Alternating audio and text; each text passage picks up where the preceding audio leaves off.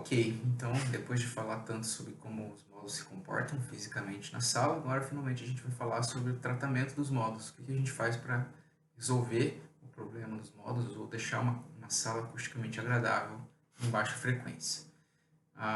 Bom, a gente viu nas aulas passadas que a sala só vai ter algumas frequências que ela vai suportar, que são os modos dessa sala, e que a tendência é que a distribuição espacial da pressão sonora na sala siga mais ou menos o formato da forma modal.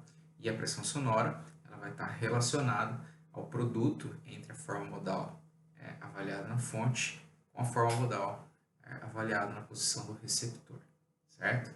A gente viu também que o número de modos e que a densidade modal ela cresce com o cubo da frequência e com o volume da sala.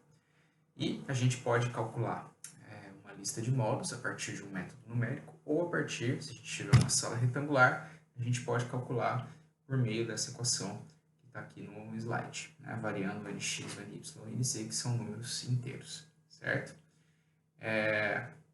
E a gente pode listar todos esses modos numa tabela, e isso vai ser muito importante, ter um mapa de quais são as frequências modais da sala, e a gente vai depois contar esses modos também em bandas de terço de oitava, que vai ser uma coisa importante para a gente definir alguns critérios de qualidade do nosso projeto acústico, certo? Bom, o objetivo do projeto ele tem duas faces. A primeira face é a prevenção de problemas. Então, quando você está projetando uma sala, se você tiver possibilidade de fazer algumas escolhas a priori, antes da sala estar construída, isso vai ser ótimo para evitar potenciais problemas que você possa ter no futuro. Tá? Então, evitar os problemas, o foco é o seguinte, a gente precisa garantir que a distribuição dos modos no espectro ela seja uniforme, ou seja, que a gente não tenha um empilhamento de modos em uma determinada frequência, para que não exista um acúmulo de energia acústica em regiões muito específicas do espectro, né, que tem a ver com essa repetição de frequências modais em cima da mesma frequência.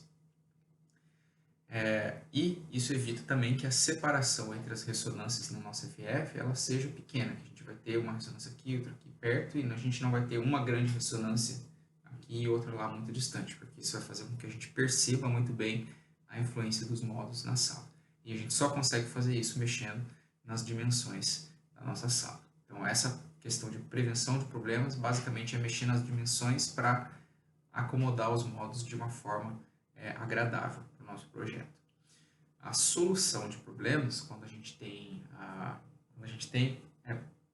problemas gerados pelas dimensões ou quando a gente precisa, mesmo tendo dimensões boas, ainda amortecer os modos, a gente tem que entrar com a solução de problemas, que é atuar na instalação de dispositivos que vão retirar a energia acústica da sala em baixas frequências. Tá? Então aqui a gente vai precisar controlar a energia dos modos de forma que as antirressonâncias e ressonâncias elas não alterem tanto o som dentro da sala. O termo que se usa muito é colorir o som, né? Que é exatamente que a resposta ao impulso em baixa frequência ela não atue tanto que deixe o som dentro da sala completamente desfigurado, né? A regra geral em pequenas salas, como estúdios, etc., ou estúdios ou salas de mixagem, é que a gente não consegue exagerar na absorção em baixa frequência. É difícil, porque a gente tem sala pequena, a gente tem pouca superfície e a gente precisa de muita absorção, certo? A lógica do projeto é mais ou menos a seguinte, a gente precisa identificar as frequências modais, a lista de modos, se for possível identificar o tipo de cada modo dentro de uma sala retangular, a gente pode definir zonas aí de pressão máxima, nas quais a gente vai instalar os absorvedores de membrana. Então, essa primeira etapa tem a ver com a análise das frequências modais e das formas modais. A segunda etapa é identificar dispositivos e especificar dispositivos de absorção, os nossos absorvedores de membrana, que são os eficientes para atuar nas baixas frequências, para controlar os nossos modos. E a gente vai projetá-los de acordo com a nossa distribuição dos modos no espectro. Não faz sentido, por exemplo, você projetar um absorvedor de membrana para atuar em 25 Hz se a tua primeira ressonância estiver em 35 Hz ou 40 Hz, certo? Então a gente vai projetá-los de acordo com a nossa necessidade da nossa sala. A gente pode também, se a gente quiser ser mais específico no projeto, tentar determinar o tempo de vibração objetivo com o qual a gente vai trabalhar, que no caso de estúdios, salas de mixagem, salas de controle, técnicas, é muito importante, existe norma internacional até para isso, para a gente especificar esse tempo de vibração em baixa frequência, e a gente pode finalmente tentar estimar quanto de área necessária a gente vai precisar aplicar de absorvedor de membrana para controlar o tempo de vibração em baixa frequência dessa sala. E, em geral, a regra que a gente mais vê por aí é que a gente não tem superfície suficiente para tratar o modo, a gente, em geral, fica devendo, é difícil controlar, é difícil absorver tanto ou exagerar na absorção, por assim dizer. Então, como é que a gente identifica, né? Primeiro passo. O que acontece, o que a gente viu, isso aqui é uma pequena revisão também do que a gente já viu, o que acontece quando os modos, com a distribuição dos modos no espectro, uma sala que tem dimensões pequenas, mas que as dimensões são proporcionais. Os modos, eles vão coincidir, eles vão cair na mesma frequência, o que faz com que a gente acabe adicionando energia numa faixa estreita de frequência. Então, a distribuição dos modos em salas com dimensões proporcionais toma essa forma, em que a gente tem muitos modos empilhados em uma frequência só, e a gente não quer que isso aconteça, porque a gente não quer concentrar energia numa banda de frequência. O que a gente quer que aconteça é isso aqui, né? Que a gente tenha dimensões boas, né? Proporções boas entre altura, largura e comprimento, de forma que a gente tenha um modo por frequência só, certo? E que essa densidade modal aqui, ela não tenha esses buracos que existem entre essa frequência modal e essa frequência aqui, por exemplo. A gente quer distribuir bem os modos no espectro. E como é que a gente consegue isso? A gente consegue isso lidando com as proporções da sala. Esse gráfico aqui, à direita, ele mostra a relação entre comprimento e altura, e entre largura e altura aqui no eixo Y. E o que a gente vê é que existe, esse gráfico é muito antigo, né? Eu não lembro nem de que década ele é, mas ele é da época do Bolt e do Berani, eles tinham uma consultoria. Então, ele é um gráfico bem usado até hoje em dia. Ele define uma região, essa região aqui cinza, que é uma região de proporções aceitáveis.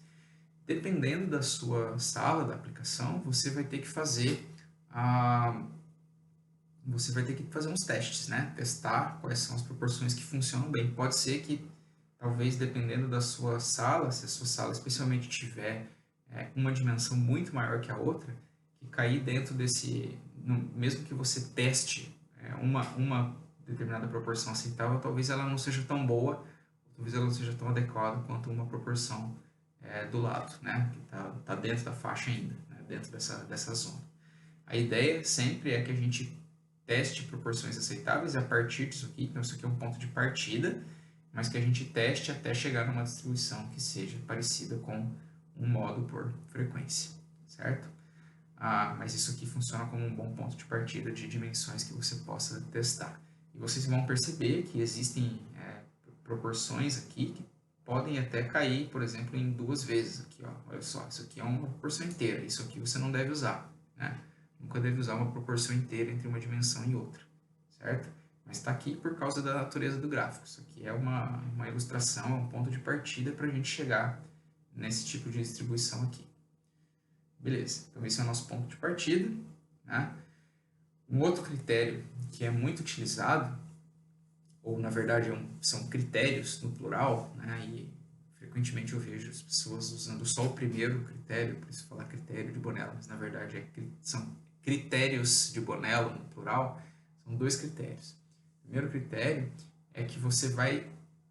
A ideia dos critérios de Bonello é a seguinte: a gente vai ter a distribuição dos modos que a gente quer trabalhar e a gente vai contar quantos modos existem em bandas de terço de oitava. Então a gente começa na banda de 20 Hz, conta quantos modos tem na banda de 20 Hz, conta quantos modos tem na banda de 25 Hz, conta quantos modos tem na banda de 31,5, 40, 50, 63 e assim por diante. E a gente vai montar esse gráfico aqui que diz qual é o número de modos ou a densidade modal por banda de terço de oitava. E a ideia, os critérios de Bonello que eles apontam é o seguinte. O primeiro critério é que o número de modos por banda de um terço de oitava deve crescer monotonicamente. Ou seja, uma banda superior não tem que apresentar sempre mais modos do que a banda inferior, ou pelo menos o mesmo número de modos. Então você tem que fazer essa curva aqui crescer. E aqui vocês observam nessa curva, obviamente aqui lá no início do espectro, que da banda de 31 para a banda de 40 a gente tem uma diminuição do número de modos. Então isso aqui já elimina essa curva aqui, certo? Essa curva também não está muito adequada, porque ela tem essa diminuição também. Tá? E o segundo critério é que não deve haver modos coincidentes em uma mesma banda de terço de oitava. Se você, por um acaso, não puder evitar modos coincidentes numa banda de terço de oitava, você deve fazer de tudo para que essa banda deva conter 5 ou mais modos. E aí aquela questão, né, de batimento entre os modos vai ser atenuada se a gente tiver mais modos. Então são dois critérios, o crescimento monotônico e não haver modos coincidentes, e se houver, ter mais que 5 modos na mesma banda. Aqui a gente tem alguns cenários, né, de curvas de critérios de Bonello, são 3 salas aqui, né? A sala 1 é uma sala com boas proporções, né? E vocês observam aqui na curva com o marker circular que ela atende o primeiro critério, que é o crescimento monotônico, sempre cresce, né? E ela, por sempre crescer, ela nem precisa atender o segundo critério, porque não, na verdade ela precisa atender, e aí na análise a gente vai perceber que realmente essa sala não tem modos coincidentes, já que essa sala é exatamente essa sala aqui, que tem um modo por frequência. Então, ela não tem nenhum modo coincidente, certo? A sala 2 é a sala cúbica, 5 por 5 por 5. E é essa curva cinza. Vocês percebem que ela não tem um crescimento monotônico, quer dizer, de 31 para 40 decai a densidade modal. E essa sala, se a gente analisar essa curva, né, ela vai ter modos coincidentes. E nessas bandas aqui, por exemplo, antes de 40 Hz e depois de 40 Hz, tem 3 modos apenas na banda e os 3 modos são coincidentes. Então ela não atende o segundo critério de Bonello, que é não ter modos coincidentes, e se tiver mais que 5. E a terceira sala é a sala 6 por 4 por 80 por 4. Então essa sala ela tem dimensões proporcionais aqui, ó, porque 6 e 4 são múltiplos inteiros de 2. Então ela atende o critério 1 de Bonello, ou seja, os modos são... a curva cresce, tem algumas frequências aqui em que se mantém constante a densidade modal, só que a gente tem modos coincidentes lá no começo do espectro, em bandas, né, na banda de 63 Hz aqui com menos que 5 modos, certo?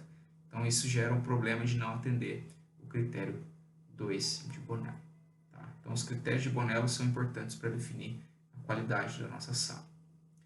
Bom, a gente sabe também que os modos eles tendem a apresentar pressão máxima nas quinas, né, nos extremos da sala. Os modos axiais, se a sala for retangular, né, eles vibram em uma direção e eles vão ter mais energia. Então, mais importante talvez dar prioridade para esses modos axiais, mas os tangenciais e oblíquos também podem ser tratados igualmente. Os absorvedores de membrana eles precisam ser colocados na zona onde a pressão é máxima. Então a gente vai utilizar as quinas para tratar essas salas. As salas não retangulares elas podem ser aproximadas por uma sala retangular de dimensões médias, lembrando dos limites dessa aproximação, que a lista de modos é mais ou menos parecida, mas a distribuição dos modos não é. Então a gente precisa ter um espaço para manobra, certo? Se for preciso, a gente pode utilizar um método numérico adequado para resolver o projeto da sala. Tá? Então, o que a gente faz? Né? A gente pode separar aquela contagem dos critérios de Bonello, se a gente quiser, for uma sala retangular, para contar os modos axiais, tangenciais e oblíquos, né? E o que a gente faz é projetar absorvedores de membrana que vão atuar nessas ressonâncias da sala. Então, às vezes é difícil você projetar absorvedores que vão absorver em tão baixa frequência como lá em 25, 30 ou 40 Hz, certo? E até dependendo da tua sala, da tua aplicação, você nem vai ter uma fonte sonora que vai excitar a tua sala nessa faixa. Então você pode relaxar um pouco nessa faixa se a tua fonte sonora não for excitar o teu campo acústico. Então nesse tipo de projeto aqui, a escolha foi fazer absorvedores de membrana, começando a atuar aqui na banda de 50 Hz e atuando aqui na banda de 80, na banda de 125 e na banda de 160 Hz.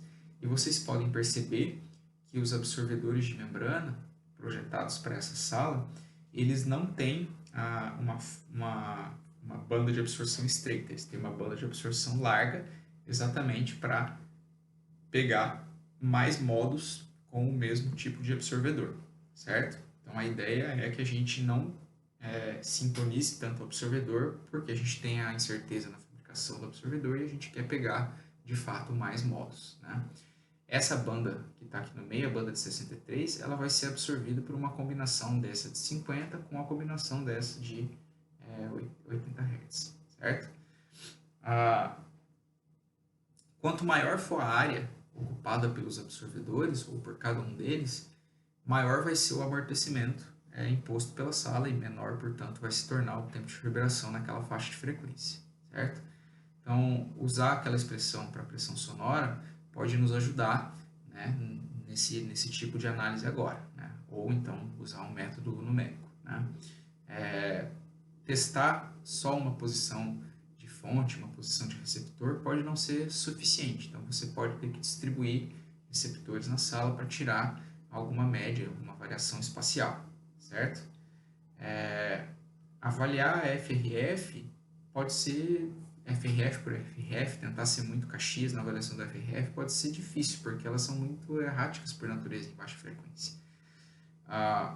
Então, o segredo da absorção, e aí tem alguns estudos publicados, né, ele está, do ponto de vista prático do projeto, ele está ligado não à análise da FRF individual, quanto você diminuiu a magnitude da ressonância, mas sim o quão perceptível se torna essa ressonância, certo? E no livro tem as referências das quais esse tipo de estudo foi tirado, acho difícil entrar em todos os detalhes numa videoaula, né? Bom, a avaliação da percepção da ressonância tem a ver com a largura de banda da ressonância, certo? E o estudo que foi feito pelo pessoal de Salford diz que a gente, para não ter uma, né, vou usar entre aspas o termo coloração excessiva, né, de baixa frequência do espectro do sinal que você está reproduzindo na tua sala, você precisa ter um fator de qualidade do modo menor ou igual a 16. Esse fator de qualidade ele está relacionado ao tempo de reverberação, por essa expressão aqui, no qual FR é a frequência da ressonância, a frequência central da tua ressonância. Então, o fator de qualidade ele tem a ver com o quão estreito é a tua banda do teu modo. Então, quanto maior for o fator de qualidade, mais estreita vai ser a tua banda e, portanto, menor o teu amortecimento, maior vai ser o teu tempo de reverberação. Então, a gente precisa amortecer o modo para aumentar a banda dele e torná-lo menos perceptível, né? A ideia, né, e aí vocês podem depois observar na norma, por exemplo, na IBU, que fala do projeto de estudos, é que o tempo de reverberação em baixas frequências para uma sala, ele tem um certo relaxamento, em termos de permitir que ele aumente um pouco, mas ele ainda é um tempo de reverberação relativamente baixo para o padrão que a gente está acostumado no Brasil, né?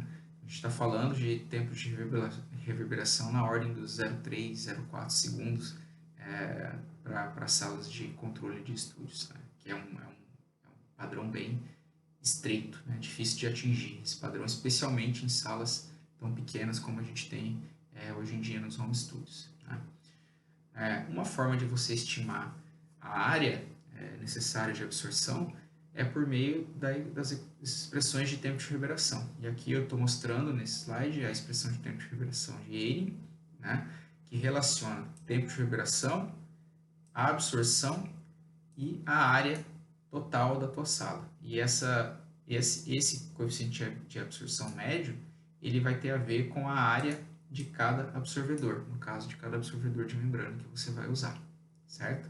Então você pode usar esse tipo de expressão para tentar, por um processo interativo, de tentativa e erro, ou um processo de otimização, tentar estimar qual é a área de absorção em baixa frequência que você precisa, uma vez que você sabe quais são os absorvedores que você vai usar dentro da tua sala e qual é o objetivo que você quer atingir, né? O tempo de reverberação, o objetivo que você quer atingir na tua sala. Esse processo todo, ele parece bem complicado, e ele é mesmo, né? Então, partindo lá, né, do começo, onde a gente estima a lista de modos, tenta lidar com as proporções da sala para ter uma lista de modos, uma distribuição de modos aceitável no espectro, projeta absorvedores para atuar em baixa frequência, sabe onde esses absorvedores devem ficar, e aí tenta estimar quanta área a gente vai utilizar desses absorvedores. A gente vai ter um processo todo que é bem complicado, né? E a gente talvez não precise seguir estritamente as etapas agora de estimar a área, porque na prática, muitas vezes a gente vai ter que ocupar toda a área disponível que a gente tiver possível, certo?